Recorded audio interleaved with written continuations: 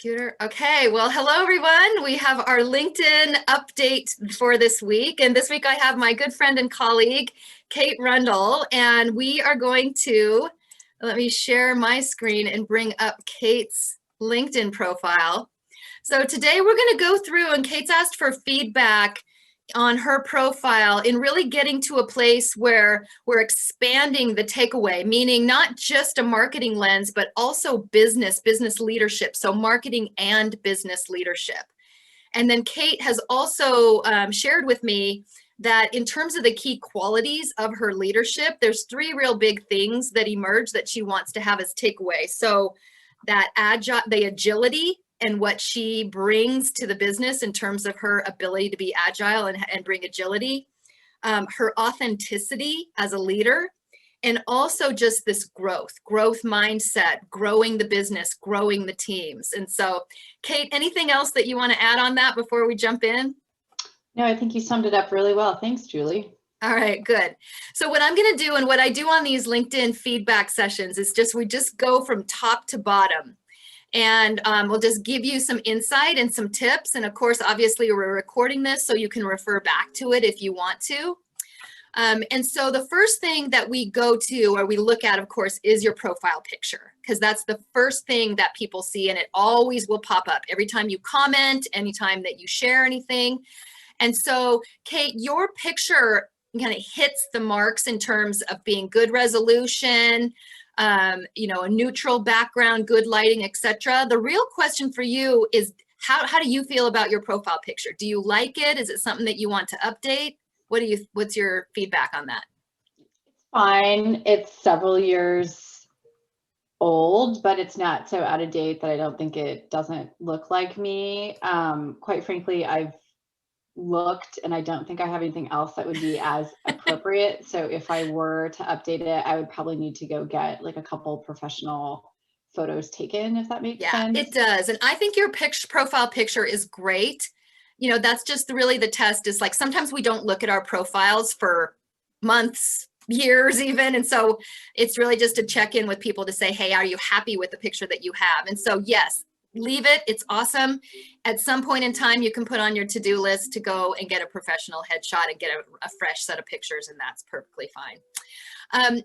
The other thing that we want to look at is the background picture. And so this is it's a great thing that you put a custom image on there. And I know about you that you're a world traveler. So that's kind of my takeaway in looking at that picture.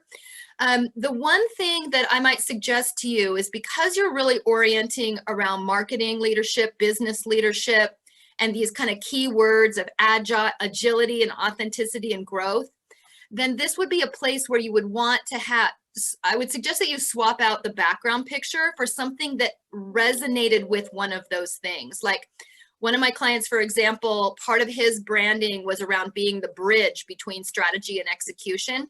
The background image that he picked was a really cool picture of a bridge. And so that's kind of what you want people to take away just at a glance, that they understand what it is. Because I'm looking at this image and it's cool, but I think I take away travel, but I don't quite know. So that might be something that you could think about updating. Okay. The other thing is that you've got this great opportunity with your headline here. And so you've customized that from just the general LinkedIn default, which is your job title, and that's great.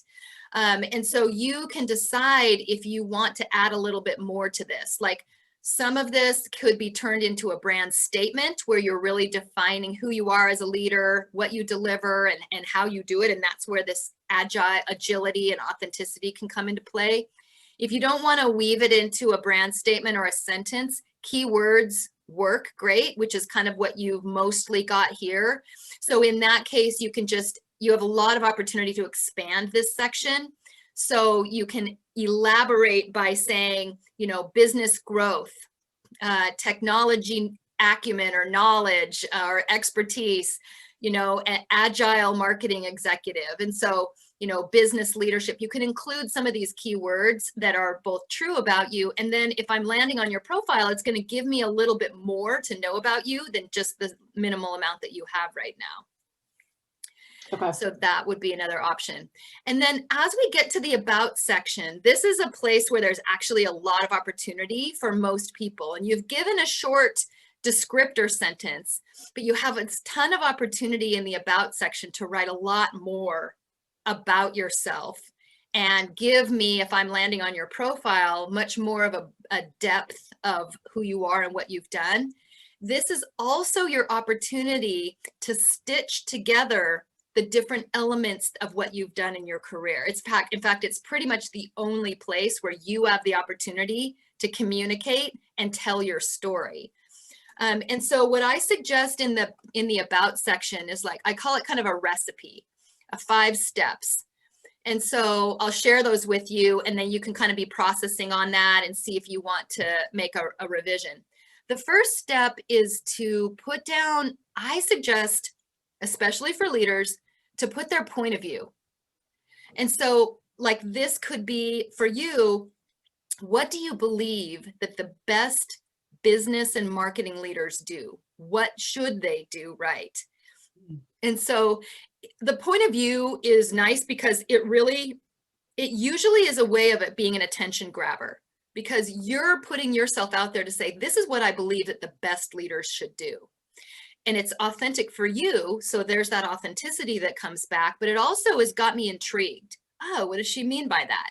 Because most of the time, if you had more, I'd have to click the little more button and read more about you. So the point of view is like a hook. It's like it's a one sentence that stands on its own. It can be kind of provocative potentially if you believe something that others might say, oh, just causes pause.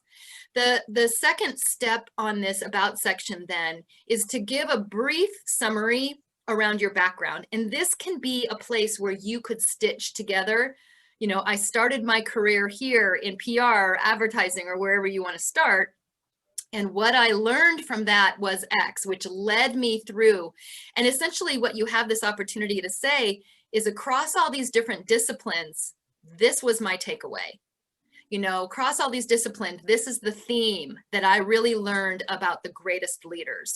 So you have this ability to put a quick summary about your background and kind of the way that you can stitch it together is that you're looking for themes. You're looking for, what I learned from that. And that tells people a great amount about you. Plus, it gives them some insight into maybe the different places, the different stops along your career, because we all have those. But it's just a matter of how do you stitch them all together. And then Did I hear you say that that's in first person then too? Yeah, actually, okay. Good point. I do recommend that the about section, because right now you have it in third, and I would suggest that you put it in first person, because you want the about section to be like, consider it an online conversation. There's going to be one person that's landing on your profile and reading it at a time.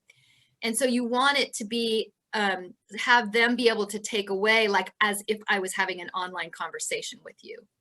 And especially, I'm teeing off of the word authenticity for you. And if you have it, just you're writing it as if I'm writing to another single person, you have this ability to have your own story, your own personality, and what you believe is important to come through. So there's that authenticity that I see shining when I hear you telling your story. And then the third step is really about having, that's where you can come into, here's where I am today. Because you've given a hook, a point of view, you've given a quick background paragraph, and now you can lead it into, here's where I am today. And so that's kind of what you've done in the sentence that you've provided here. But it's just this opportunity to say, for me as a business and marketing leader, this is what I deem as important, or this is what I'm actively focused on in leading my teams and growing the business. And so you kind of do a stamp around, hey, here's where I am right now, and this is what I'm focused on. And so that brings you to the present moment. And then the fourth piece is to pick what I call a greatest hit, a win, an achievement, an accomplishment. And that can be kind of a bridge between your past experience and your current, or it might sit better in terms of where you are right now, kind of depending on the timing of when that accomplishment occurred. What that does is that it calls out and it provides validity of your leadership, just a fact, a strong accomplishment. Like one of the things I'm the most proud of in my career is X, or and that's the way that you can key it off. And so if I'm reading it and I have a results oriented mind, which at your level, the people that are coming in or looking at you are probably going to be at that leadership executive level. So you want to speak in their language, and being able to key off of a key accomplishment is a really helpful piece. And not that you have to list 27 things that you did, like you don't have to get into kind of flipping over into the, bragging or soapboxing, but just really naming something that you consider a greatest accomplishment is great. And then the last piece is what I recommend that people do is just simply to do a listing of key strengths, competencies, capabilities, or strengths, like you decide how you want to focus, because at a glance, then when I'm just scanning through your LinkedIn, I can really quickly pick up the key things that you are, key strengths or key capabilities that you have as a leader. And if people are doing searches, certainly recruiters, this is very true, or any others that are doing searches on LinkedIn, then those keywords that you put in your listing will pop up and it will bring you into the searches. So that's also a helpful thing, because you'll pull it up there and also in your headline. And so then the good thing for you is that you have a great amount of connections, and that's great for you, because that is going to give you the breadth of people being able to see you and show up in that third degree searches, because that's how far the searches will roll. In terms of activity, here's my suggestion on how to be intentional and thinking about your activity. Most people don't necessarily think, and they'll just pop on and they'll comment or they'll share or they'll like, just more ad hoc of what they see. But in a best case, you will want a theme to start emerging from your activity. And so if you want this theme to be seen as this business and marketing leadership, then you're sharing posts or articles, or maybe even writing your own articles or posts on this subject of business excellence or leadership marketing expertise and some of those kinds of things, as well as posts that are related to somebody or a business demonstrating great agility, or a post from Brené Brown that talked about amazing authenticity, or another one that was a great example of business growth. And those are the key things that your themes that you're sharing. So all of a sudden, if I start looking at like 6 months worth, if I scan through your activity, I start to see this theme emerge around agility, authenticity, growth, whether it's growth mindset or growing the business or growing the team, etc. Like, oh, I get this sense that this is what Kate's all about. That makes sense. And then on your experience, you've done a great job, Kate, of giving enough detail about your background. A lot of people just kind of list their title and not much else, but you've given a nice summary of what you've done here.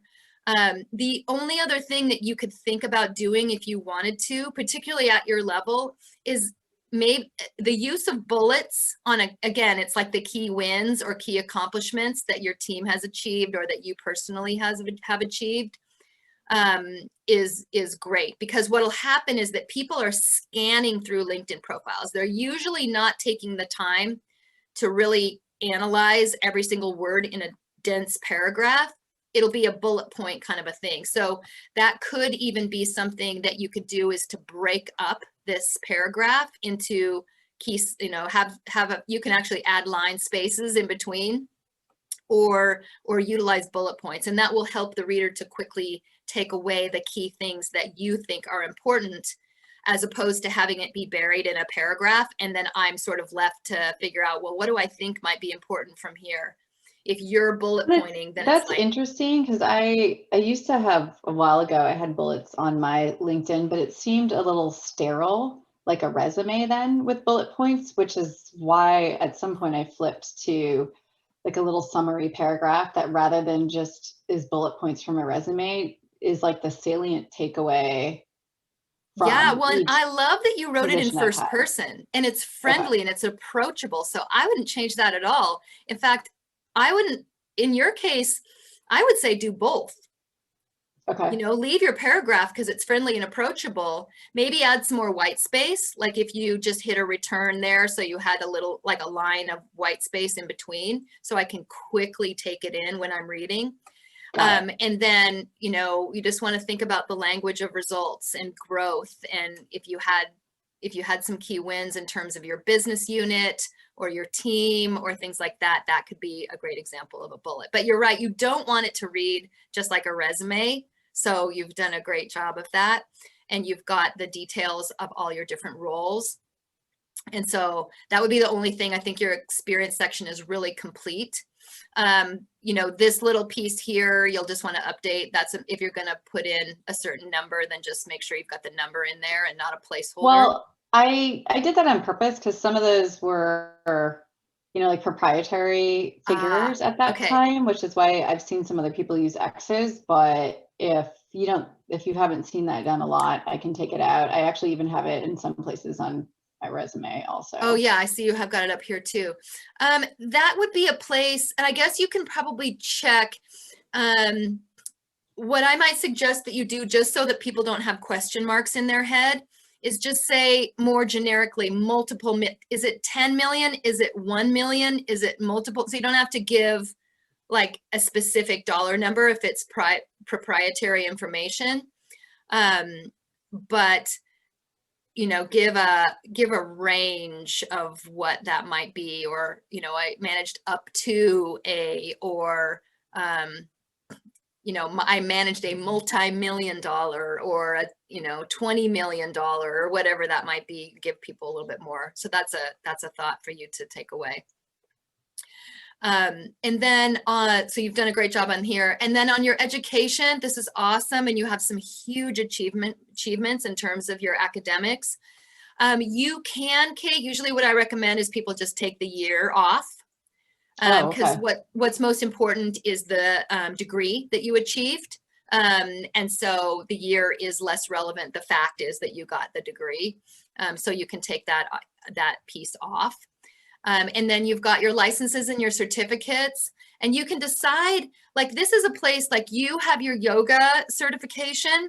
This is a great example of something that you get to choose. So if it's a little bit of an outlier for what you're wanting to communicate. And so I can't remember if you can add text under this or not, but I would say either choose to keep it there and give some text around how it relates to your philosophy as a leader, potentially, which could be very true in terms of the mindfulness, the authenticity, and some of those kinds of things. Or take it out and maybe weave that into your story. I mean, it's a cool fact about you that's unique. So think about that. And then if there's any more updates, then you can add them. And then your volunteer experience, you did an awesome job talking about what you've done. So I wouldn't make any changes to this at all. I mean, obviously, if you wanted to put a sentence under the junior league stuff you did to talk a little bit about like your leadership there, how you focused on different aspects of the business, etc., you can, but that was a little while ago. So it's really up to you as to how much detail that you want to include. And then on the skills, this is a place where a lot of people just sort of forget that they're there. And so right now, unless I click see more, my takeaway for you is that your top 3 skills are management, cross-functional team leadership, and strategy. Are those the 3 that you want to be most known for? I don't know. Probably not if I don't have a good answer. So I need to go back and look at that. So just go back. Yeah, just go back and look. A lot of times what happens is that they just sort of end up by default up to the 3, and then we just forget that they're there. We're like, I might rather have the word leadership, or business leadership, or marketing leadership, or something instead of just management. So you can look back and see what you want to have. On the recommendations, it's fantastic that you've given so many. I would definitely encourage you now to ask to receive, because the recommendations that people have given to you is great social proof of your leadership, of your marketing knowledge, of your agility, your authenticity, and that kind of stuff. And so you can actually ask people if they would, that you might have worked with in the past, or past bosses, colleagues, stakeholders, etc. If they'd be willing, just let them know, hey, I'm updating my LinkedIn profile, and would really appreciate if you'd share your feedback Does on it working matter? together. Maybe What's I'm that? jaded, but I don't know. It just seemed like a bit of a gimmick to me. Well, here's a place where you have, like, we have a certain view on what we think that something is, but I can guarantee you that if somebody else is landing on your profile and they don't know very much about you, and they go to the recommendations section to get a little broader sense, they may not have the same viewpoint that you do. They may see it as a great opportunity to learn more about Kate, or I want to see what others have said about her, or what it's like to work with her. And so the thing on this is that it's not the only way, but it's a great way to get testimonials about your work and the quality of your work. And even, again, an opportunity, and I've had people ask me for this, hey, would you put a recommendation on my profile? And I really want these key 3 things to shine. So could you please incorporate them when you put your info in there? And people are so happy to do that typically, especially if you're willing to reciprocate. So just be thinking about that. My recommendation on this section is that we kind of have maybe 1 to 2 every 6 months to 6 to 12 months, so that they're not like super old. So be thinking about that as a step 2. And then on your accomplishments, so this is great because you've got the languages. There's actually a whole bunch of other options within the accomplishments section: projects, patents, achievements, awards, and stuff like that. So I'd look back at some of those other categories that are under this section and see if there's any others that you want to add to your list here. And then on the interests, this is a place where, again, the theme emerges. So you just be thinking about what you want to have show up in your feed. And then if I land on your profile and I go down here, does that align with your desire? Like what you want to do is to follow people that are fantastic marketing leaders, or incredible business and marketing leaders, or executives, or companies that are known for being agile. So, or known for having that growth mindset. And so then all of a sudden, not only do you get that stuff showing up in your feed, but also when I do a quick glance at your interests, I see this theme emerge again, with the growth, the authenticity, the agility, because you're following people that's what they're all about, or companies they're all about. So that's a quick download for your LinkedIn. Any other questions that you have before we close off? No, I don't think so. This was super helpful. I really appreciate it. I haven't paid attention to it for a long time. Yes, and that's so true with most people. All right, well, let's close out here. Kate, it was great talking with you, and I'll look forward to seeing some updates on your LinkedIn profile soon. Thank you. You're welcome. Bye-bye. Bye.